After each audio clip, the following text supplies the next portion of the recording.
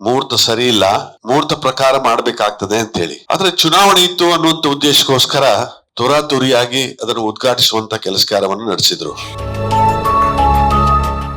ಯಾರು ಭಕ್ತಾಭಿಮಾನಿಗಳಿದ್ದಾರೆ ಅವರಿಗೆ ಅಪಮಾನ ಆಗುವಂತ ರೀತಿಯ ಕೆಲಸ ಕಾರ್ಯವನ್ನ ಬಿಜೆಪಿಯವರು ಇವತ್ತು ನಡೆಸಿದ್ದಾರೆ. ಅಯೋಧ್ಯೆ ರಾಮ ಮಂದಿರ ಹುಂಡಿ ಕಳವು ಪ್ರಕರಣದ ಕುರಿತು ಕೆಪಿಸಿಸಿ ಪ್ರಚಾರ ಸಮಿತಿಯ ಅಧ್ಯಕ್ಷ ಹಾಗೂ ಮಾಜಿ ಸಚಿವ ವಿನಯ್ ಕುಮಾರ್ ಸೊರಕೆ ತೀವ್ರ ಆಕ್ರೋಶ ವ್ಯಕ್ತಪಡಿಸಿದ್ದಾರೆ.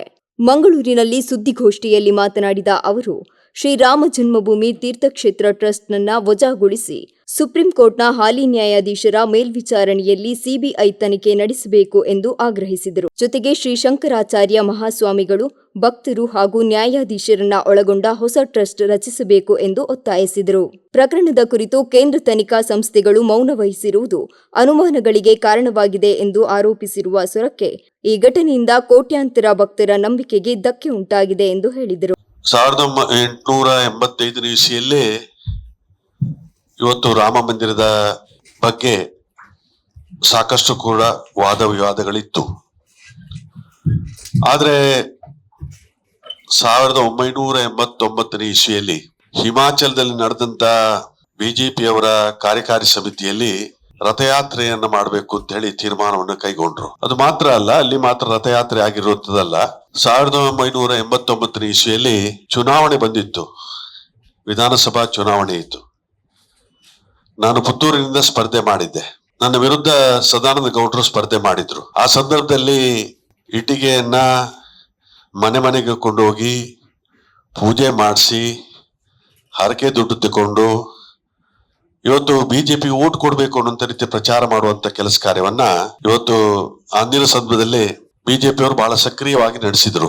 ಆದ್ರೆ ಆ ಚುನಾವಣೆಯಲ್ಲಿ ನನಗೆ ಗೆಲುವಾಯಿತು. ನಂತರ ಪೂಜೆ ಮಾಡಿದಂತ, ಪ್ರಾರ್ಥನೆ ಮಾಡಿದಂತ ಹರಕೆಯ ಇವತ್ತು ಇಟ್ಟಿಗೆಯನ್ನ ಅಲ್ಲೇ ಚರಂಡಿಯಲ್ಲಿ ಬಿದ್ದಿತ್ತು. ಅದು 3-4 ತಿಂಗಳುಗಳ ಕಾಲ ಶ್ರೀಯುತ ಪ್ರಭಾಕರ್ ಭಟ್ರು ನಂತರ ಬಂದು ಇವತ್ತು ಶೂಸ್ ಹಾಕಿ, ಅದೇ ರೀತಿಯಾಗಿ RSS ಚಡ್ಡಿ ಹಾಕಿ ಅದನ್ನೆಲ್ಲ ಲಾರಿಗೆ ತುಂಬಿಸಿ ಆ ಪೂಜೆ ಮಾಡಿದಂತ ಇಟ್ಟಿಗೆಯನ್ನು ತುಳಿದುಕೊಂಡು ಇವತ್ತು ಎಲ್ಲೋ ಕೊಂಡೋದ್ರು. ಅದು ಎಲ್ಲಿ ಹೋಯ್ತು ಅಂತ ಗೊತ್ತಾಗ್ಲಿಲ್ಲ. ಆದ್ರೆ ಪ್ರತಿ ಮನೆಗೆ ಕೂಡ ಹರಕೆಯ ಹಣ ಅನ್ನುವಂತ ರೀತಿಯಲ್ಲಿ ಕಲೆಕ್ಷನ್ ಮಾಡುವಂತಹ ಅವಕಾಶ ಆಗಿದೆ. ಆ ಹರಕೆ ದುಡ್ಡು ಎಲ್ಲಿ ಹೋಗಿದೆ ಅಂತ ಹೇಳಿ ಇವತ್ತು ಇಷ್ಟವರೆಗೆ ತಿಳುವಳಿಕೆ ಬಂದಿಲ್ಲ. ಅದೇ ರೀತಿಯಾಗಿ ಸುಪ್ರೀಂ ಕೋರ್ಟ್ನ ಆದೇಶದ ಮೇರೆಗೆ ಒಂದು ತೀರ್ಮಾನ ಏನಾಗಿತ್ತು, ಹೆಚ್ಚಿನ ನಿಮಿಷ ಆ ವಿವಾದದ ಬಗ್ಗೆ ತೀರ್ಮಾನ ಅದು ಕೋರ್ಟ್ ಮುಖಾಂತರ ಆಗ್ಬೇಕು ಅನ್ನುವಂಥ ನಿಲುವೇ ಕಾಂಗ್ರೆಸ್ ಪಕ್ಷದ ಆಗಿತ್ತು. ಆ ತೀರ್ಮಾನ ಆದಂತ ಸಮಯದಲ್ಲಿ ಎಲ್ಲರೂ ಕೂಡ ಆ ತೀರ್ಮಾನವನ್ನ, ಕೋರ್ಟ್ ತೀರ್ಮಾನವನ್ನ ಸಹಮತದಿಂದ ಒಪ್ಪಿಕೊಳ್ಳುವಂತ ಅವಕಾಶಗಳಾಗಿತ್ತು. ಕೋರ್ಟ್ ಏನು ಆದೇಶ ಮಾಡಿದೆ ಆ ಸಮಯದಲ್ಲಿ ಟ್ರಸ್ಟಿಗಳನ್ನ ನೇಮಕಾತಿ ಮಾಡುವಂತ ಸಮಯದಲ್ಲಿ ಇವತ್ತು ಒಂದು RSS ಮತ್ತು ವಿಶ್ವ ಹಿಂದಿಗೆ ಸಂಬಂಧಪಟ್ಟಂತವರನ್ನೇ ಅದರಲ್ಲಿ ಸೇರ್ಪಡೆ ಮಾಡಿಕೊಂಡು ಟ್ರಸ್ಟಿಗಳನ್ನ ನೇಮಕಾತಿ ಮಾಡುವಂತ ಅವಕಾಶ ಆಯಿತು. ಶಂಕರಾಚಾರ್ಯರವರು, ಸ್ವಾಮಿ ಶಂಕರಾಚಾರ್ಯ ಅವರು ಆ ಸಮಯದಲ್ಲೇ ಉಲ್ಲೇಖ ಮಾಡಿದ್ರು, ಮೋದಿಯವರು ರಾಮ ಮಂದಿರವನ್ನು ಉದ್ಘಾಟನೆ ಮಾಡುವಂತ ಸಮಯದಲ್ಲಿ ಮುಹೂರ್ತ ಸರಿ ಇಲ್ಲ, ಇವತ್ತು ಮುಹೂರ್ತ ಪ್ರಕಾರ ಮಾಡ್ಬೇಕಾಗ್ತದೆ ಅಂತ ಹೇಳಿ. ಆದ್ರೆ ಚುನಾವಣೆ ಇತ್ತು ಅನ್ನುವಂತ ಉದ್ದೇಶಕ್ಕೋಸ್ಕರ ತುರಾತುರಿಯಾಗಿ ಅದನ್ನು ಉದ್ಘಾಟಿಸುವಂತ ಕೆಲಸ ಕಾರ್ಯವನ್ನು ನಡೆಸಿದ್ರು. ಅದರಲ್ಲಿ ಕೂಡ ಇವತ್ತು ಭೂಮಿಯನ್ನ ಖರೀದಿ ಮಾಡುವಂತ ಸಮಯದಲ್ಲಿ ಬೆಳಿಗ್ಗೆ 1 ಎಕರೆ ಜಾಗಕ್ಕೆ 2.8 ಕೋಟಿ ರೂಪಾಯಿಯ ಬೆಲೆಯಲ್ಲಿ ಖರೀದಿ ಮಾಡಿದ್ರೆ 12 ಗಂಟೆ ನಂತರ 18 ಕೋಟಿಗೆ ಮಾರಾಟ ಮಾಡುವಂತ, ಟ್ರಸ್ಟ್ಗೆ ಮಾರಾಟ ಮಾಡುವಂತ ಕೆಲಸ ಕಾರ್ಯವನ್ನ ಟ್ರಸ್ಟ್ನವರೇ ಇವತ್ತು ಒಳ ಒಪ್ಪಂದದ ಮುಖಾಂತರ ಮಾಡಿಕೊಂಡಿರೋದು ಬೆಳಕಿಗೆ ಬಂದಿದೆ. ರಾಮ ಮಂದಿರದ ನಿರ್ಮಾಣ ಆಗುವಂತ ಸಮಯದಲ್ಲಿ ಅದರ ಕಾಂಟ್ರಾಕ್ಟ್ ಅನ್ನ ಇವತ್ತು ಜಗನ್ನಾಥ ರಾವ್ ಅನ್ನುವಂತ ಒಬ್ಬ RSS ಸಂಚಾಲಕರಾಗಿ ಇಲ್ಲಿ ಕರ್ನಾಟಕದಲ್ಲಿ ಕೆಲಸ ಮಾಡಿದ್ರು. ಅವರ ಅಲಿಯನಿಗೆ ಒದಗಿಸಿಕೊಡುವಂತ ಕೆಲಸ ಕಾರ್ಯ ಕೂಡ ಆಗಿತ್ತು. ಅದೇ ರೀತಿಯಾಗಿ ಇವತ್ತು ಕೋಟ್ಯಾಂತರ ರೂಪಾಯಿ ಲೂಟಿ ಮಾಡುವಂತ ಅವಕಾಶ ಆಗಿದೆ. ಬಂಗಾರ ಕಾಣ್ತಾ ಇಲ್ಲ, ಬೆಳ್ಳಿ ಕಾಣ್ತಾ ಇಲ್ಲ. ಏನು ಭಕ್ತಾಭಿಮಾನಿಗಳು ಭಾವನಾತ್ಮಕದಿಂದ ಇವತ್ತು ಅನೇಕ ಕಾಣಿಕೆಗಳನ್ನು ಕೊಟ್ಟಿದ್ದಾರೆ, ಅವನ್ನೆಲ್ಲ ಕೂಡ ಇವತ್ತು ಕದ್ದು ಇವತ್ತು ಬೇರೆ ಬೇರೆ ರೀತಿಯಲ್ಲಿ ಕರ್ನಾಟಕ ರಾಜ್ಯದಲ್ಲಿ ಕೂಡ ಬಂಗಾರವನ್ನು ತಂದು ಕರಗಿಸಿದ್ದಾರೆ ಅನ್ನುವಂಥ ದೂರಿದೆ. ಇಂತಹ ಸಮಯದಲ್ಲಿ ಇಡೀ ರಾಮ ಭಕ್ತರು ಬಹಳಷ್ಟು ನಮ್ಮ ಕರಾವಳಿ ಪ್ರದೇಶ ಅಂತೂ ಎಷ್ಟೋ ವರ್ಷಗಳಿಂದ ಇವತ್ತು ರಾಮದೇವರನ್ನ ಭಜನೆ ಮುಖಾಂತರ ಪ್ರಾರ್ಥನೆಗಳ ಮುಖಾಂತರ ಆರಾಧಿಸುವಂತ ಕೆಲಸ ಕಾರ್ಯ ನಿರಂತರವಾಗಿ ನಡ್ಕೊಂಡು ಬಂದಿದೆ. ಇವತ್ತು ರಾಮದೇವರ ಮರ್ಯಾದಾ ಪುರುಷೋತ್ತಮ ರಾಮದೇವರನ್ನ ಈ ವಿವಾದಕ್ಕೆ ತಂದು ಬೀದಿಗೆ ತಂದು ರಾಮದೇವರ ಹೆಸರಿನಲ್ಲಿ ಇವತ್ತು ಬೇರೆ ಬೇರೆ ರೀತಿಯಲ್ಲಿ ಲೂಟಿ ಮಾಡುವಂತ ಕೆಲಸ ಕಾರ್ಯವನ್ನು ಇವತ್ತು ನಡೆಸಿದ್ದಾರೆ. ಮೋದಿಯವರು ಒಂದು ಮಾತು ಹೇಳಿದ್ರು, ನಾ ಕಾವುಂಗ ಕಾಣೆ ದುಂಗ. ಹೆಚ್ಚಿನ ವಿಷಯ ಇವತ್ತು ಅನೇಕ ಭ್ರಷ್ಟಾಚಾರಕ್ಕೆ ಸಂಬಂಧಪಟ್ಟಂತ ವಿಚಾರಗಳಿದ್ದ ದೇವರ ಹಣವನ್ನೇ ಇವತ್ತು ಕದಿಯುವಂತ ಸಮಯದಲ್ಲಿ ಇನ್ನೊಂದು ಮಾತು ಹೇಳಿದ್ರು, ಚೌಕಿದಾರ ನಾನು ಅಂತ ಹೇಳಿ. ಹೆಚ್ಚಿನ ವಿಷಯ ಚೌಕಿದಾರ ನೇಮಕಾತಿ ಮಾಡಿರುವಂತ ಟ್ರಸ್ಟಿಗಳೆಲ್ಲ ಉಪಚೌಕಿದಾರರು ಎಲ್ಲ ಒಟ್ಟಾಗಿ ಸೇರ್ಕೊಂಡು ಇವತ್ತೇನು ರಾಜೀನಾಮೆ ಕೊಟ್ಟಿದ್ದಾರೆ. ಚಂಪತ್ ರಾಯ್ ಇರ್ಬೋದು ಅಥವಾ ಅನಿಲ್ ಮಿಶ್ರಾ ಇರ್ಬೋದು ಅಥವಾ ಇನ್ನು ಕೆಲವರು ಇರ್ಬೋದು, ಅವರೆಲ್ಲರೂ ಕೂಡ ಇದಕ್ಕೆ 100ಕ್ಕೆ 100 ಪಾಲು ಕೂಡ ಭಾಗಿದಾರರಾಗಿದ್ದಾರೆ. ಈಗ SIT ಸಮಿತಿಯನ್ನು ನೇಮಕಾತಿ ಮಾಡಿದೆ, ಉತ್ತರ ಪ್ರದೇಶದ ಮುಖ್ಯಮಂತ್ರಿಗಳು ನೇಮಕಾತಿ ಮಾಡಿದ್ದಾರೆ.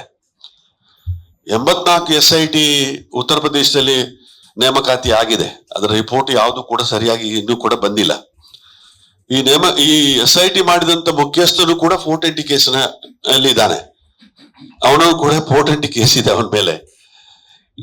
ಅವರೇನು ರಿಪೋರ್ಟ್ ಕೊಟ್ಟಿದ್ದಾರೆ, ಬರೇ ಯಾರು ಅಮಾಯಕರನ್ನ ಹೆಸರುಗಳನ್ನು ಕೊಡುವಂತ ಅವಕಾಶ ಆಗಿದೆ. ಇವತ್ತು ರಿಪೋರ್ಟ್ ಕೊಟ್ಟ ಮರುದಿವಸದಿಂದ 10 ಲಕ್ಷ ರೂಪಾಯಿ ದೇಣಿಗೆ ಜಾಸ್ತಿ ಆಗಿದೆ. ಹಿಂದೆ ಬರುವಂತ ದೇಣಿಗೆಗಿಂತೂ 10 ಲಕ್ಷ ರೂಪಾಯಿ ದೇಣಿಗೆ ಜಾಸ್ತಿ ಆಗಿದೆ.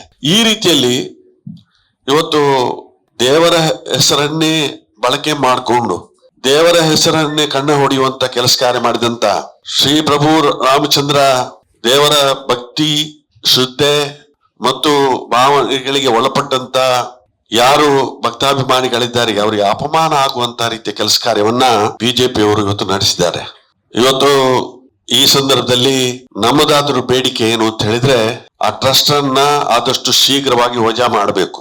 ಯಾರು ಮಹಾಸ್ವಾಮಿಗಳು ಶಂಕರಾಚಾರ್ಯ ಮಹಾಸ್ವಾಮಿಗಳಿದ್ದಾರೆ ಅವರ ಸ್ವಾಮಿಗಳನ್ನು ಒಳಪಡಿಸುವುದರ ಮುಖಾಂತರ ಇವತ್ತು ಸುಪ್ರೀಂ ಕೋರ್ಟ್ ನಿವೃತ್ತ ನ್ಯಾಯಾಧೀಶರನ್ನು ಒಳಪಡಿಸುವುದರ ಮುಖಾಂತರ ದೇವಸ್ಥಾನದ ನಿರ್ಮಾಣ ಮತ್ತು ದೇವಸ್ಥಾನದ ಭಕ್ತಾಭಿಮಾನಿಗಳನ್ನ ಸೇರಿಸಿಕೊಂಡು ಇವತ್ತು ಪುನರುಪಿ ಆ ಟ್ರಸ್ಟ್ ಅನ್ನು ನಿರ್ಮಾಣ ಮಾಡುವಂತ ಕೆಲಸ ಕಾರ್ಯ ಮಾಡಬೇಕು.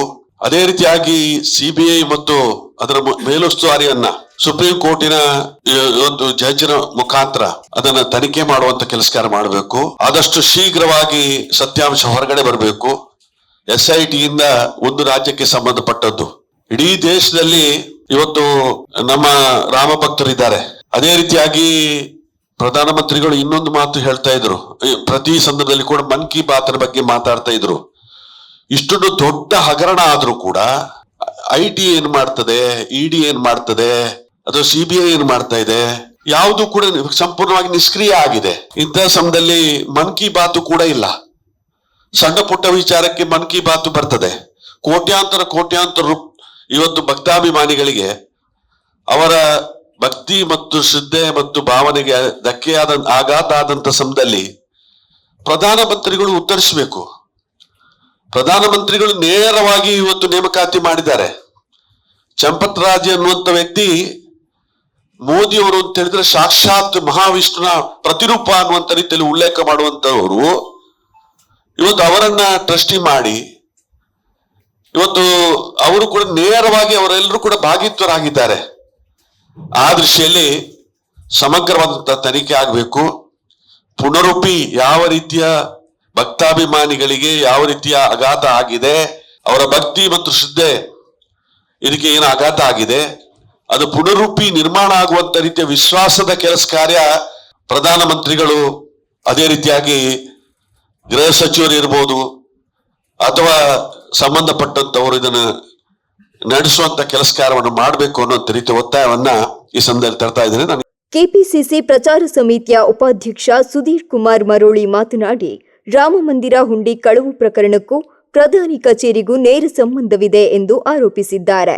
ಚಂಪತ್ರಾಯಿಂದ ಸಾಕ್ಷಾತ್ ಭಗವಂತ ಎಂದು ಹೊಗಳಿಸಿಕೊಂಡಂತ ನಮ್ಮ ದೇಶದ ಪ್ರಧಾನಮಂತ್ರಿಗಳಿಗೆ ಅವರ ದಿವ್ಯ ದೃಷ್ಟಿಗೆ ರಾಮ ಮಂದಿರದ ಕಾಣಿಕೆಯ ಲೂಟಿ, ಅದರಲ್ಲೂ ಸುಮಾರು ಹತ್ತಿರ 2,000 ಕೋಟಿಯವರೆಗೆ ಲೂಟಿ ಆಗ್ತಿದೆ ಅಂತ ಆಗಿದೆ ಅಂತ ಹೇಳಿ ಅವರದ್ದೇ ಸಂಸ್ಥೆಯ ಪದಾಧಿಕಾರಿಗಳು ಹೇಳುವ ಮಟ್ಟದಲ್ಲಿ ಇವತ್ತು ಲೂಟಿ ಆಗ್ತಾ ಇರೋ ಹೊತ್ತಿನಲ್ಲಿ ಈವರೆಗೂ ಮಾತನ್ನ ಆಡ್ತಾ ಇಲ್ಲ ಅಂತಂದ್ರೆ ಈ ಲೂಟಿಗೂ ಅವರಿಗೂ ಪ್ರಧಾನಮಂತ್ರಿಗಳ ಕಚೇರಿಗೂ ನೇರವಾದ ಸಂಬಂಧ ಇದೆ ಅನ್ನುವಂಥದ್ದು ನಮಗೆ ಮೇಲ್ನೋಟಕ್ಕೆ ಅರ್ಥ ಆಗ್ತಾ ಇದೆ.